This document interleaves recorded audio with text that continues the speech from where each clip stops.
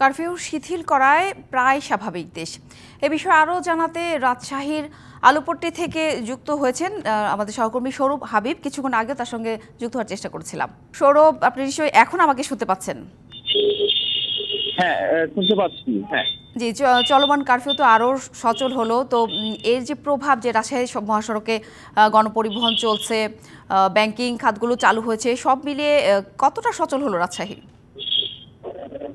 সাথী একেবারে পুরোপুরি সচল হয়ে উঠেছে রাজশাহী এবং স্বাভাবিক হয়ে উঠছে সব পরিবেশ। আমরা এই মুহূর্তে আজকে আলুপট্টি, যেখানে সবচেয়ে বেশি ব্যাংক রাজশাহীতে ব্যাংকের শাখা রয়েছে।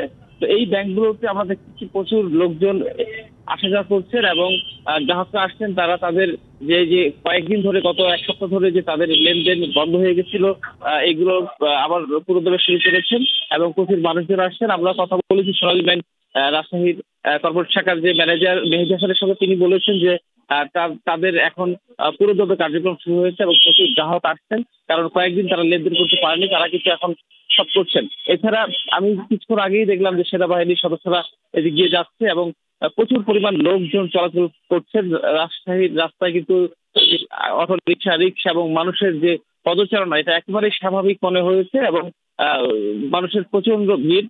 এইখানে কিন্তু সবকিছু আগের মতো একটা পরিবেশ ফিরে এসেছে এবং আমরা এর আগে যেমন জানিয়েছিলাম যে চলমান কারফিউ এবং ছাত্র আন্দোলনের কারণে যে অবস্থাটি হয়েছিল, যে ঢাকায় নাশকতা হয়েছিল এবং এই নাশকতার ভয়ে যে এখানকার যে মাছ, আম, সবজি সহ বিভিন্ন সামগ্রী ঢাকায় পণ্য নেওয়া যাচ্ছিল না, সেটা কিন্তু আজকে থেকে আবার স্বাভাবিক হয়ে যাবে এবং স্বাভাবিকভাবেই কিন্তু সবকিছু চলবে। সাথী।